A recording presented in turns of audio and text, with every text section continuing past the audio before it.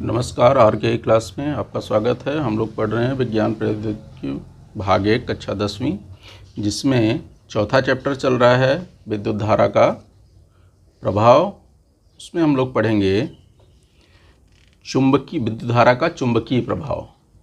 चुंबकीय प्रभाव में हम लोग पहले पढ़ चुके हैं कि किसी छड़ में विद्युत धारा प्रवाहित करने पर चुंबकीय क्षेत्र किस प्रकार निर्मित होता है। इसके साथ ही साथ हम लोगों ने पढ़ा चुंबकीय क्षेत्र पर आधारित दाहिने हाथ के अंगूठे का नियम। अब हम लोग पढ़ेंगे कि यदि जो सीधा तार न होकर कुंडल के रूप में हो तो उसमें विद्युत धारा प्रवाहित करने पर चुंबकीय क्षेत्र किस प्रकार निर्मित होगा। तो इस प्रयोग को करने के लिए हमें क्या करना है कि एक ये गत्ता ले लेना है, पुट्ठा, और उसमें 2 छिद्र बना करके और ये गोल आकार में मुड़ी हुई कुंडली लेंगे और जैसा आकृति में दिखाया गया है इस आकृति के आधार पर इसको बना करके सेट कर लेंगे। इसमें इस तार के कुंडली के दोनों सिरों को जो है बैटरी से जोड़ देंगे, जैसा यहाँ पर जोड़ा गया है। सेल लगा देंगे, उसमें एमीटर लगा देंगे विद्युत धारा बताने के लिए, साथ ही साथ रिहास्टेट लगा देंगे विद्युत धारा के मान को घटाने अथवा बढ़ाने के लिए। तो इसमें क्या होगा इसके बारे में हम देखते हैं। सबसे पहले इसको बनाने के लिए क्या करेंगे, एक ये विद्युत चालक वाला कोई तार ले लेंगे। तार को फेर करके घुमा करके जो है एक कुंडली के रूप में बना लेंगे। जैसा ये देखो कुंडली है, इस रूप में इसको मोड़ करके बना लेंगे। और फिर इसको क्या करना है, गत्ते को लेंगे, गत्ते को ले करके उसमें जो है 2 छिद्र बना देंगे। जैसा देखिए इधर एक गत्ते का टुकड़ा है, ये ले लिया है, इसमें 2 छिद्र बना दिया है। इस छिद्र में इसको जो है फिट कर देंगे। देखिए जैसे इसको इसमें लगा दिया गया है। कुंडली एक पुट्ठा है और निचला सिरा जो इसका दिख रहा है इस साइड में, इस सिरे को फिर ले आकर के यहाँ से जोड़ देंगे बैटरी से, और इसमें जैसा फिगर में दिखाया गया वैसा बना देंगे। ये फिगर जैसी आपकी आकृति जो है तैयार हो जाएगी। तो इसमें क्या करना है कि इसको प्रयोग करते समय जैसे सिंगल तार के लिए हमने किया था, तो लोहे के बुरादे जो है इस पर बिछा देंगे। जब विद्युत धारा प्रवाहित करेंगे फिर उसको थपथपाएंगे तो जो इसकी आकृति निर्मित होगी यहाँ पर वो इस टाइप से निर्मित होगी। यानी कहने का मतलब कि यहाँ पर 2 सिरे हमने लिए, जैसे ये 2 सिरा यहाँ पे देख रहे हैं, 2 सिरे हैं, तो एक सिरे को हमने नाम दे दिया P, दूसरे सिरे को दे दिया Q। तो जब विद्युत धारा प्रवाहित करेंगे और इसमें लोहे के बुरादे रहेंगे तो इसको थपकाने पर ऐसी आकृति बनेगी। जैसे ये पॉइंट P है तो इसके चारों ओर वृत्त बन जाएंगे इस तरह से, और इसके चारों ओर भी वृत्त बनेंगे इस टाइप से। तो जैसा कि फिगर में दिखाया गया है इस तरह से आकृति निर्मित होगी।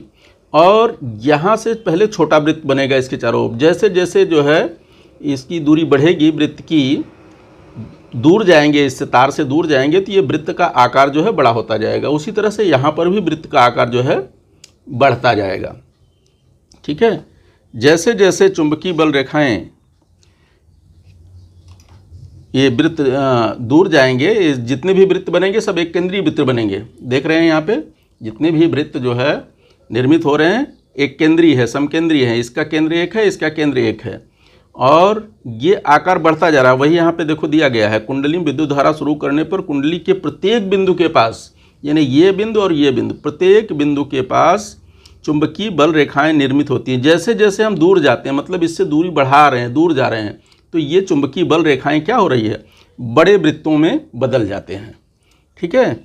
और जब यहाँ पर बढ़ते बढ़ते ये काफ़ी बड़ा हो जाएगा, मिडिल में आ जाएंगे, इस कुंडली के मध्य में आते हैं, तो ये वृत्त इतने बड़े हो जाते हैं कि इसको गोला न दिखा करके हमको सरल रेखा में दिखाना पड़ता है। जैसे चुंबकीय बल रेखाएं जो है इतनी विरल हो जाएंगी और बड़ी हो जाएंगी कि उनको लास्ट में जब बीच में आएंगे तो ये एकदम क्या हो जाती हैं, स्ट्रेट हो जाती हैं, सीधी हो जाती है, सीधी लाइन के रूप में। जैसा यहाँ पे दिख रहा है किरण, इस टाइप से बन जाती सीधी सीधी। तो वही चीज़ यहाँ पे दिया है। जब एकदम मध्य में आएंगे तब ये उनका चाप जो है, ये जो आर्क है, ये इसको कैसे दिखाना पड़ रहा है, सरल रेखा के द्वारा पढ़ाना।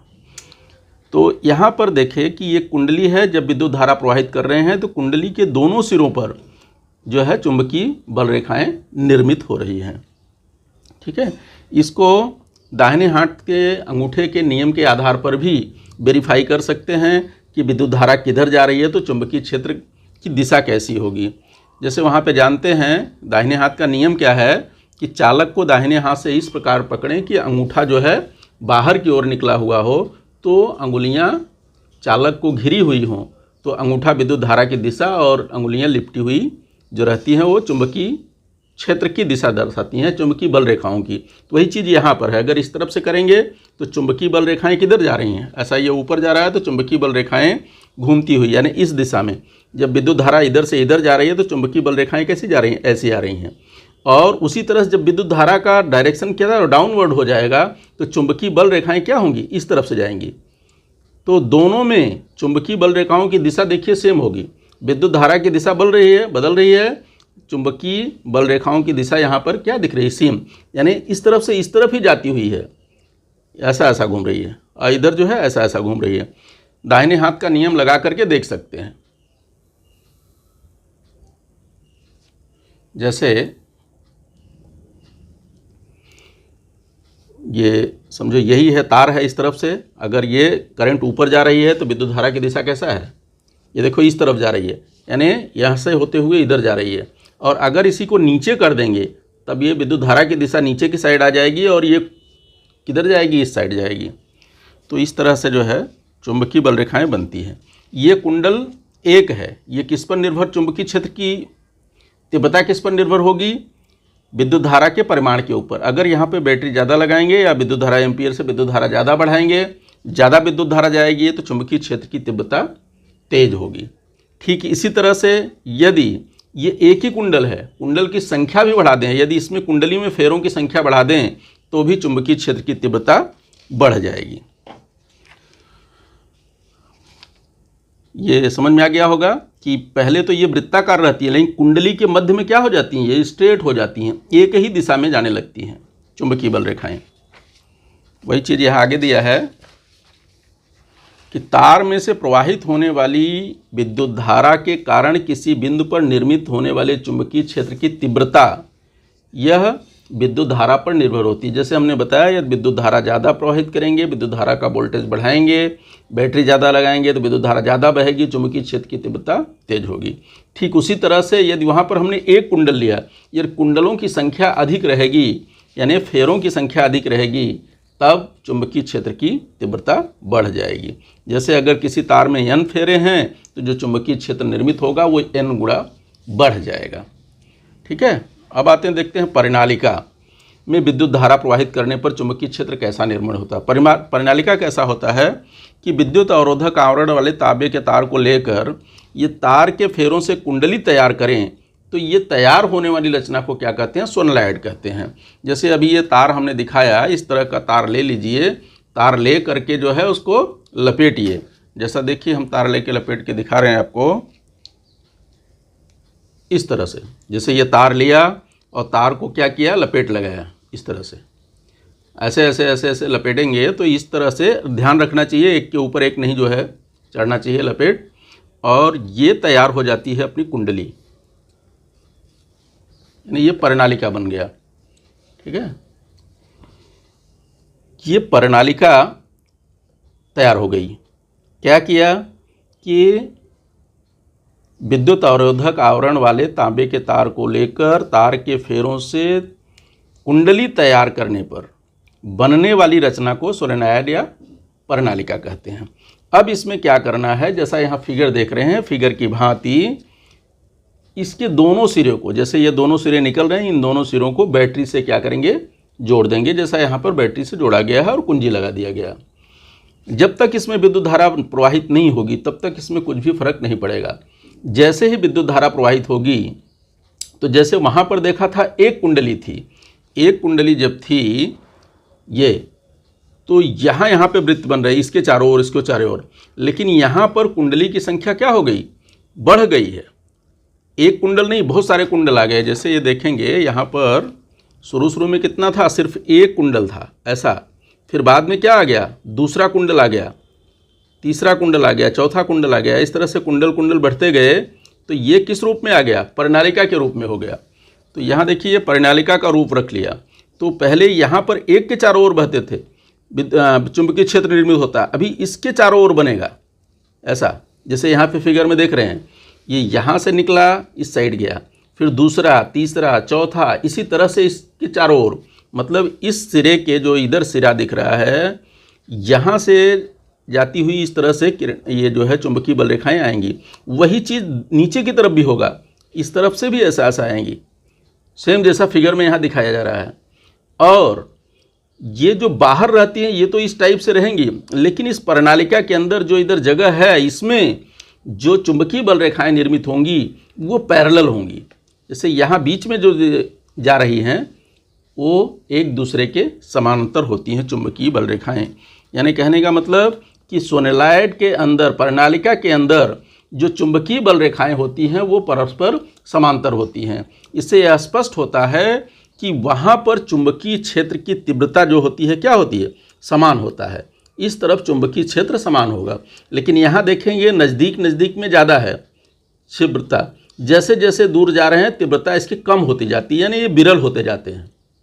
परंतु इस परिनालिका के अंदर जो है चुंबकीय क्षेत्र की तीव्रता जो है समान रहती है। आंतरिक भाग में जो भी चुंबकीय क्षेत्र रहेगा वो सर्वत्र क्या होता है? समान होता है इस परिनालिका के अंदर।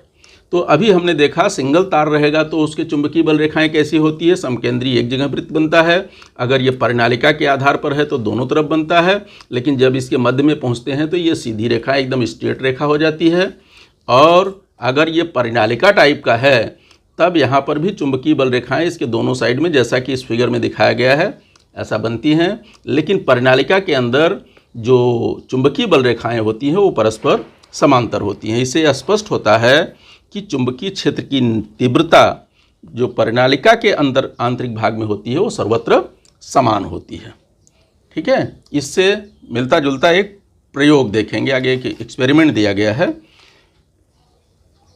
पुस्तक में कह रहा है कि एक तांबे की लचीली तार ले लेंगे, स्टैंड ले लेंगे, विद्युत सेल, प्रबल विद्युत क्षेत्र वाला नाल चुंबक, ये सब ले करके इसको एक फिगर दिया गया है, यहाँ पर देखेंगे। इस फिगर की भांति इसको एडजस्ट करना है। मतलब एक तार ले लिया, देखो यहाँ पे ये तार है, तार को स्टैंड के सहारे जो है ज्वाइन कर दिया गया।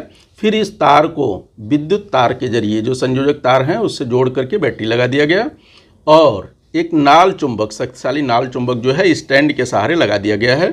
नाल चुंबक जो है इस तार के दोनों तरफ है।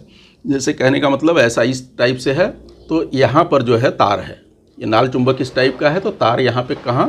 इस साइड में, ऐसा, सॉरी, इस साइड में यहाँ पर जो है तार है। जैसा ये अलग से फिगर देख रहे होंगे, दिखाया होगा यहाँ पर, ये तार जो है इस नाल चुंबक के अंदर, इस साइड जो है नॉर्थ है, इस साइड जो है साउथ है। ये नाल चुंबक के बीच इसको एडजस्ट कर देते हैं। इसके बाद जब यहाँ पे विद्युत धारा प्रवाहित करेंगे तो विद्युत धारा प्रवाहित होगी तो इधर से इधर जाएगी, और फिर इसको उलट करके देखेंगे। तो सर्वप्रथम हम क्या करते हैं कि जब इसमें विद्युत धारा प्रवाहित नहीं करेंगे तब क्या होता है? जब विद्युत धारा प्रवाहित नहीं करेंगे तो ये तार जैसा का जैसा लगा है स्ट्रेट बना रहता है। जैसे यहाँ फिगर ए में देखेंगे, फिगर ए दिख रहा होगा, तो एकदम स्ट्रेट बना रहता है। यहाँ पर क्या है? I = 0 है। यहाँ पर विद्युत धारा प्रवाहित नहीं की जा रही है। जैसे ही विद्युत धारा प्रवाहित करेंगे तो अगर विद्युत धारा प्रवाहित करते इस दिशा में, जैसा ये है यहाँ पर पॉजिटिव इस तरफ है, तो विद्युत धारा इधर से जाती हुई किधर जाएगी? डाउनवर्ड। जब डाउनवर्ड जाती है तब ये जो है तार थोड़ा बाहर की ओर खिंच जाता है। जैसा ये सी टाइप देखिए, जब डाउनवर्ड विद्युत धारा आ रही है तब ये तार किधर निकला हुआ? इस तरफ। जैसा ये लास्ट फिगर में देखेंगे, आई का डायरेक्शन किधर है? नीचे है। तब ये तार जो है मुड़ करके थोड़ा बाहर की ओर निकल जाता है। और यदि इसी को हम बदल दें, इस सिरे को, बैटरी के सिरे को चेंज कर देते हैं, यानी प्लस सिरा इस तरफ कर देते हैं, माइनस सिरा इस तरफ कर देते हैं, तब विद्युत धारा का प्रवाह क्या होगा? इस दिशा से हो जाएगा, इधर जाएगा, तो नीचे से ऊपर की ओर जाने लगेगा। जब नीचे से ऊपर की ओर जाने लगता है तो ये तार इधर जाता है। लेकिन यहाँ पर हम चुंबकीय क्षेत्र की दिशा नहीं बदल रहे हैं। चुंबकीय क्षेत्र हमेशा देखिए नॉर्थ से साउथ की तरफ ही है। सिर्फ क्या परिवर्तन करके देख रहे हैं? विद्युत धारा की दिशा। विद्युत धारा की दिशा यदि नीचे से ऊपर की ओर जा रही है तो ये तार इस तरफ अंदर की ओर खिसकता हुआ जा रहा है। इसका मतलब इस तार के ऊपर बल लग रहा है, वो बल के कारण जो है ये तार इस तरफ मुड़ जा रहा है। और जब विद्युत धारा ऊपर से नीचे की तरफ जाती है तब भी इस पर तार पर बल क्रियाशील होता है, और वो बल किधर लग रहा है, बाहर की तरफ। इन फिगर्स से देख सकते हैं कि जब विद्युत धारा प्रवाहित नहीं हो रही तो ये स्ट्रेट है तार, और जैसे ही विद्युत धारा नीचे से ऊपर की ओर जा रही है, ये देखिए आई ऊपर की ओर दर्शाया गया है, ऊपर की ओर जा रही है तो ये कंडीशन में होती है, तार अंदर की तरफ इस तरफ खिसक जाता है। और जब विद्युत धारा ऊपर से नीचे की ओर जाती है तब यहाँ पर तार जो है इस तरफ बाहर की ओर खिसका हुआ दिख रहा है। ठीक है, ये सिर्फ विद्युत धारा के बदलने पर ही नहीं होता, यदि हम चुंबक की दिशा बदल दें, यानी नॉर्थ को उस तरफ कर दें, साउथ को इस तरफ कर दें, तब भी ये लगने वाले बल की दिशा क्या होगी, परिवर्तित हो जाएगी। यानी बल की दिशा किस पर निर्भर हो रही है, विद्युत धारा की दिशा और चुंबकीय क्षेत्र की दिशा। चुंबकीय क्षेत्र की दिशा बदलेंगे तो भी जो है लगने वाला विद्युतीय बल की दिशा बदल जाएगी, या विद्युत धारा की दिशा को बदलेंगे तो भी जो है लगने वाला विद्युतीय बल जो है बदल जाएगा। ठीक है, दिशा बदल जाएगी। इसको समझने के लिए अच्छी तरह से किस दिशा में बल क्रियाशील होता है उसके लिए हमको समझना पड़ेगा फ्लेमिंग के बाएं हाथ का नियम। अब जिस प्रयोग के आधार पर, जैसा ये प्रयोग किया, प्रयोग के आधार पर हमको दिख रहा है कि किधर किधर खिसक रहा है, और उसके आधार पर ये फ्लेमिंग का नियम अगर देखते हैं तो पहले फ्लेमिंग का नियम समझते हैं क्या होता है। इसमें क्या करना है कि अपने बाएं हाथ की तीनों अंगुली, कौन कौन सी, अंगूठा और तर्जनी और मध्यमा, तीनों को इस प्रकार पकड़ें कि वो एक दूसरे पर क्या हों, लंब हों। जैसा ये फिगर में दिखाया गया है, देखिए ये अंगूठा है, ये तर्जनी है, ये इस टाइप से है।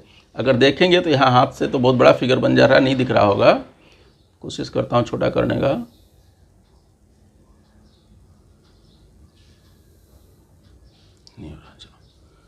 तो एकदम तीनों अंगुलियां इस टाइप से रहेंगी जैसा कि ये फिगर में दिखाया गया है, एक दूसरे के लंबवत। तब यदि ये विद्युत धारा की दिशा कौन सी हो, मध्यमा, चुंबकीय क्षेत्र की दिशा कौन दर्शाए, तर्जनी, तो लगने वाले बल की दिशा इस तरफ होगी, अंगूठे की साइड में। यानी इस नियम का, फ्लेमिंग का जो नियम है वो क्या हुआ कि इस नियम के आधार पर बाएं हाथ के अंगूठे, तर्जनी और मध्यमा को एक दूसरे के लंबवत रखें। यदि तर्जनी चुंबकीय क्षेत्र की दिशा में हो, मध्यमा विद्युत धारा की दिशा में हो, तो अंगूठे की दिशा विद्युत चालक पर बल की दिशा दर्शाती है। यानी इससे हम पता कर सकते हैं कि कौन से दिशा में जो है विद्युत बल लग रहा है। अब इसमें वेरीफाई कर सकते हैं।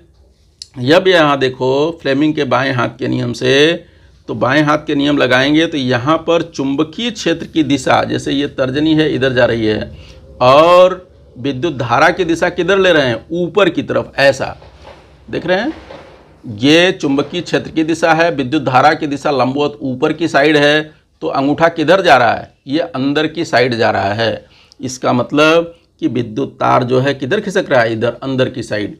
और यही अगर चुंबकीय क्षेत्र की दिशा इसी तरफ रखो और ये इसका इस तरह से कर दे, ऐसा, अभी हाथ से बराबर नहीं दिख पा रहा होगा कैमरे के आगे, तो ये नीचे की तरफ अगर ये हो गई मध्यमा, और ये चुंबकीय क्षेत्र की दिशा हमने इधर ही रखा, तो अंगूठा देखो किधर है, बाहर की तरफ जा रहा है। ये अपने हाथ से प्रयोग करके देख सकते हैं। बाएं हाथ के फ्लेमिंग के नियम के आधार पर हमको पता चलता है कि जब किसी तार में विद्युत धारा प्रवाहित करते हैं तो उस पर चुंबकीय क्षेत्र का निर्माण होता है, और साथ ही साथ जो है विद्युतीय बल क्रियाशील होता है उस चालक के ऊपर। और यह बल सबसे अधिक कब होता है, जब एक दूसरे के लंबवत हों। सभी एक दूसरे के लंबवत रहेंगे तो सबसे ज़्यादा बल क्रियाशील होता है। इस फिगर द्वारा स्पष्ट ढंग से समझ सकते हैं फ्लेमिंग के ऊपर का जो प्रयोग है उसी आधार पर फ्लेमिंग का नियम है। फ्लेमिंग के नियम के आधार पर इसको समझ सकते हैं, या इसके आधार पर फ्लेमिंग का नियम आसानी से समझ सकते हैं। अब फिर से एक बार देख लीजिए, ये अंगूठा है, ये क्या दर्शाता है? जो चालक पर बल क्रियाशील होगा। जैसे इस तरह से इसको समझ सकते हैं। तो आशा करता हूँ समझ में आया होगा ये प्रयोग और फ्लेमिंग के दाहिने हाथ का नियम।